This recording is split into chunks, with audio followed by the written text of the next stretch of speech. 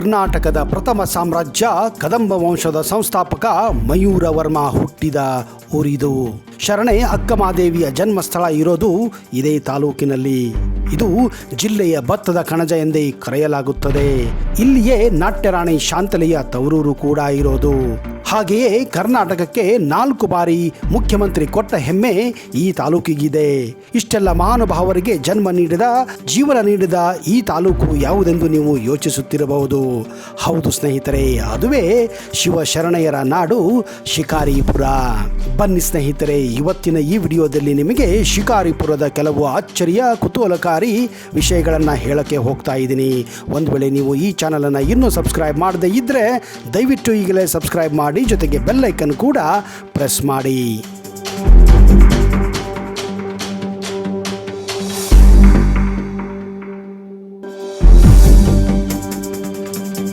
ನಮಸ್ಕಾರ ಸ್ನೇಹಿತರೆ, focus YouTube Kannada ಚಾನಲ್ಗೆ ಸ್ವಾಗತ, ಸುಸ್ವಾಗತ.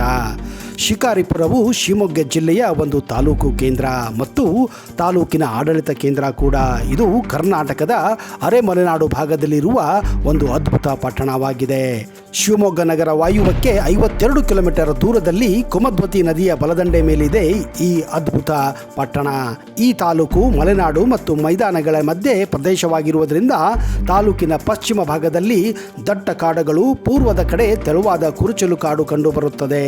ಇಲ್ಲಿನ ಕಾಡುಗಳಲ್ಲಿ ಮತ್ತಿ, ಹೊನ್ನೆ, ನಂದಿ, ಬಿಲ್ವಾರ, ತಾರೆ, ಕಣಿಗಲು, ಶ್ರೀಗಂಧ, ಬೇವು, ದಿಂಡಿಗ, ಅಳಲೆ, ಹೊಂಗೆ, ಜಾಲಿ, ಕ್ಯಾರೆ ಇತ್ಯಾದಿ ಮರಗಳು ಸಿಗುತ್ತವೆ. ಶ್ರೀ ಹುಚ್ಚುರ ಸ್ವಾಮಿ ದೇವಸ್ಥಾನ ಶಿಕಾರಿಪುರದ ಒಂದು ಪ್ರಸಿದ್ಧ ದೇವಸ್ಥಾನ. ಇದೊಂದು ಪ್ರಾಚೀನ ದೇಗುಲ. ಶ್ರೀರಾಮದೂತ ಹನುಮಂತ ಹುಚ್ಚರಾಯನೆಂದು ಇಲ್ಲಿ ಕರೆಯಲ್ಪಡುತ್ತಾನೆ. ಈತನೇ ಶಿಕಾರಿಪುರದ ಗ್ರಾಮ ದೇವತೆ ಕೂಡ. ಪ್ರತಿ ವರ್ಷವೂ ಜರುಗುವ ಈ ಜಾತ್ರೆಯು ಬಹುಪ್ರಸಿದ್ಧವಾಗಿದ್ದು ಬರೀ ಜಿಲ್ಲೆಯದ್ದಂತೆಲ್ಲ ಇಡೀ ರಾಜ್ಯಾದ್ಯಂತ ದೇಶ ವಿದೇಶದಿಂದಲೂ ಕೂಡ ಈ ಜಾತ್ರೆಗೆ ಜನರು ಇಲ್ಲಿ ಬರುತ್ತಾರೆ. ದೇಗುಲ ಮುಂದೆ ಹಾದು ಹೋಗುವ ಬೀದಿಯಲ್ಲಿ ಈ ದೇವರನ್ನು ರಥದಲ್ಲಿ ಕೊಂಡು ಹೋಗುತ್ತಾರೆ. ಈ ರಸ್ತೆಗೆ ಈ ಕಾರಣದಿಂದ ರಥ ಬೀದಿ ಎಂದೇ ಹೆಸರಿದೆ. ಇತ್ತೀಚೆಗೆ ದೇಗುಲದ ಜೀರ್ಣೋದ್ಧಾರ ನಡೆದಿದ್ದು ಪ್ರವೇಶದ್ವಾರದ ಮೇಲೆ ಗದೆ ಹಿಡಿದು ಮೊಣಕಾಲೂರಿ ಕುಳಿತಿರುವ ಮಾರುತಿಯ ಸುಂದರ ವಿಗ್ರಹವನ್ನು ಕೂಡ ನೀವು ಕಾಣಬಹುದು. ಶಿಕಾರಿಪುರ ಶಿವಮೊಗ್ಗ ಜಿಲ್ಲೆಯ ಒಂದು ಅಭಿವೃದ್ಧಿಯಾದಂತಹ ತಾಲೂಕು. ಇದನ್ನು ಈ ಜಿಲ್ಲೆಯ ಭತ್ತದ ಕಣಜ ಎಂದೇ ಕರೆಯಲಾಗುತ್ತದೆ. ಕಾರಣ ಇಲ್ಲಿ ಅತಿ ಹೆಚ್ಚು ಭತ್ತದ ಬೆಳೆಯನ್ನು ಬೆಳೆಯಲಾಗುತ್ತದೆ. ಮುಖ್ಯವಾಗಿ ಶಿಕಾರಿಪುರದಿಂದ 23 ಕಿಲೋಮೀಟರ್ ದೂರದಲ್ಲಿ ಬೆಳ್ಳಿಗಾವಿ ಎನ್ನುವ ಸ್ಥಳವಿದ್ದು ಗತಕಾಲದ ವೈಭವವನ್ನು ಸಾರುತ್ತದೆ. ಈ ಪ್ರದೇಶವು ಹೊಯ್ಸಳರ ಆಳ್ವಿಕೆಯನ್ನು ಕಂಡಿದ್ದು ಕೆಲ ದೇವಸ್ಥಾನಗಳು ಹೊಯ್ಸಳರ ಶೈಲಿಯ ಕಟ್ಟಡವನ್ನು ಹೊಂದಿದ್ದು ಹಾಗೂ ಈ ಸ್ಥಳವೇ ನಾಟ್ಯರಾಣಿಯ ಶಾಂತಲೆಯ ತವರೂರು ಕೂಡ. ಮುಂದೆ ಅವಳು ವಿಷ್ಣುವರ್ಧನನ ಪಟ್ಟದ ರಾಣಿಯಾಗಿ ಆಯ್ಕೆಯಾಗುತ್ತಾಳೆ.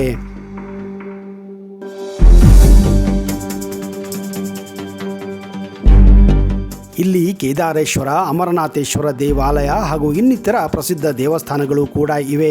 ಈ ಪಟ್ಟಣವನ್ನು ಮಳೆಯ ಎಂಬುವರು ಸ್ಥಾಪಿಸಿದ್ದರಿಂದ ಇದನ್ನು ಹಿಂದೆ ಮಳಿಯನಹಳ್ಳಿ ಅಥವಾ ಮಳೆಯನಹಳ್ಳಿ ಎಂದು ಕೂಡ ಕರೆಯಲಾಗುತ್ತಿತ್ತು. ಅನಂತರ ಕೆಳದಿ ಅರಸರ ಕಾಲದಲ್ಲಿ ಊರಿಗೆ ಮಹದಾನಪುರವೆಂದು ಕೂಡ ಹೆಸರು ಬಂದಿತ್ತು.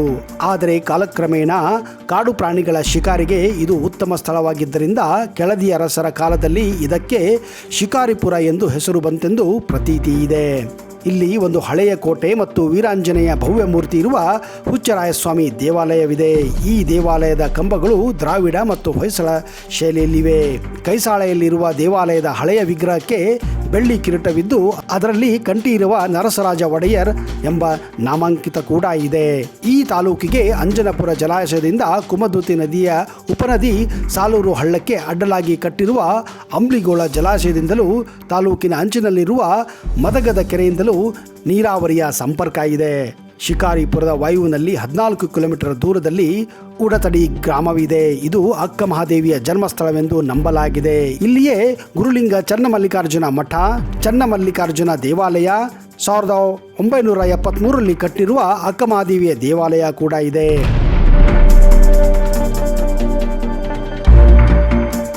ಮದಗದ ಕೆರೆ ಮತ್ತು ಅಂಜನಾಪುರ ಜಲಾಶಯ ಈ ಪ್ರದೇಶದ ರಮಣೀಯ ದೃಶ್ಯಗಳಿಂದ ಕೂಡಿವೆ.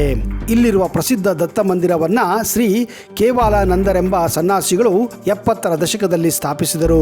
ಈ ದೇವಸ್ಥಾನವು ಹುಚ್ಚರಾಯನ ಕೆರೆಯ ದಂಡೆಯ ಮೇಲಿದೆ. ಇದೊಂದು ದತ್ತ ಪರಂಪರೆಗೆ ಸೇರಿದ ಆಶ್ರಮ ಕೂಡ.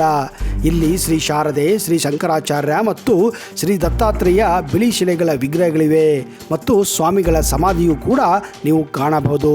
ಅಂದ ಹಾಗೆ ರಾಷ್ಟ್ರಕವಿ ಶ್ರೀ GS ಶಿವರುದ್ರಪ್ಪ ಅವರ ಜನ್ಮಸ್ಥಳ ಶಿಕಾರಿಪುರವಾಗಿದೆ. ಹಾಗೆಯೇ ಕರ್ನಾಟಕಕ್ಕೆ 4 ಬಾರಿ ಮುಖ್ಯಮಂತ್ರಿ ಕೊಟ್ಟ ಹೆಮ್ಮೆ ಈ ತಾಲೂಕಿಗಿದೆ. ಹೌದು, ಶಿಕಾರಿಪುರ BS ಯಡಿಯೂರಪ್ಪನವರ ವಿಧಾನಸಭಾ ಕ್ಷೇತ್ರ ಕೂಡ. ಶಿಕಾರಿಪುರದ ಉತ್ತರಕ್ಕೆ 35 ಕಿಲೋಮೀಟರ್ ದೂರದಲ್ಲಿರುವ ಬಂದಳಿಕೆ ಕದಂಬರಾಜರ ಆಳ್ವಿಕೆಯಲ್ಲಿ ಒಂದು ಮುಖ್ಯ ಪಟ್ಟಣವಾಗಿತ್ತು. ಇಲ್ಲಿ ರಾಷ್ಟ್ರಕೂಟರು, ಚಾಲುಕ್ಯರು, ಕೆಳಚೂರಿ, ಹೊಯ್ಸಳ, ಸೇವಣ ಮತ್ತು ವಿಜಯನಗರ ರಾಜರ 30ಕ್ಕೂ ಹೆಚ್ಚು ಶಾಸನಗಳಿವೆ. ಈ ತಾಲೂಕಿನಲ್ಲಿ ಭತ್ತ, ರಾಗಿ, ಕಬ್ಬು, ಹತ್ತಿ, ನೆಲಗಡಲೆ ಬೆಳೆಯುತ್ತಾರೆ. ಕಡಲೆ ಮತ್ತು ತೆಂಗು ತೋಟಗಳು ಅತಿ ಹೆಚ್ಚು ಹೆಸರುವಾಸಿಯಾಗಿವೆ. ಇತ್ತೀಚೆಗೆ ವೆನಿಲಾ ಗಿಡಗಳನ್ನು ಕೂಡ ಇಲ್ಲಿ ಬೆಳೆಸಲಾಗುತ್ತಿದೆ.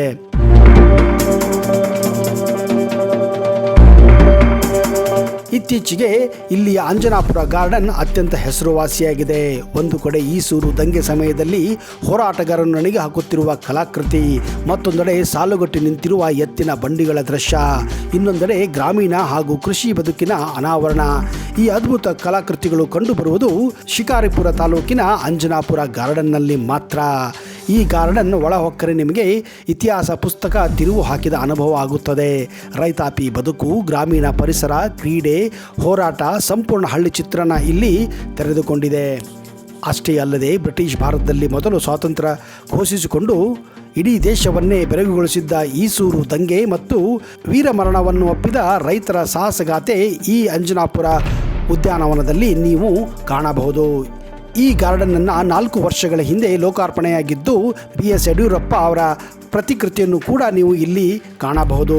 ಶಿಕಾರಿಪುರವನ್ನು ಜಿಲ್ಲಾ ಕೇಂದ್ರ ಮಾಡಬೇಕೆಂದು ಇಲ್ಲಿನ ಸಾರ್ವಜನಿಕರು ಕೂಡ ಒತ್ತಾಯ ಮಾಡುತ್ತಿದ್ದಾರೆ. ಕಾರಣ ಇದು ಕರ್ನಾಟಕ ರಾಜ್ಯದಲ್ಲೇ ಅತಿ ವೇಗವಾಗಿ ಬೆಳೆಯುತ್ತಿರುವಂತಹ ಒಂದು ತಾಲೂಕು ಕೇಂದ್ರ ಕೂಡ.